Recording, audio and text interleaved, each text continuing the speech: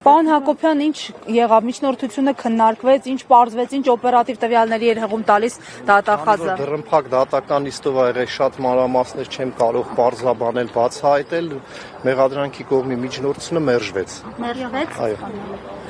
Այսինքն բացակայելու արգել խափանման միջոց չկիրառվեց, միայն գրավ խափանման միջոցն ա կիրառված։ Պարոն Հակոբյան, եւ մի ճշգրտում։ Իսկ կիրառված է այս գործով։ Ահա, Պարոն Հակոբյան, մի ճշգրտում, երկուսի նիստով էլ է դարձյալ այս նույն համատեքստը քննվելու, էլի, հասկանալի։ Եվ առհասարակ, ինչ օպերատիվ տվյալներ էին ստացվել, տենց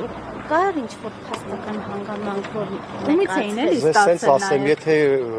չնչին հիմնավորված բան լիներ, դատարանը կբավարարեր միջնորդությունը։ Կարծում եք, որ սա ուղղակի հաշվի առնելով, որ խափանման միջոց չկա Սերժ Սարգսյանի նկատմամբ փորձել են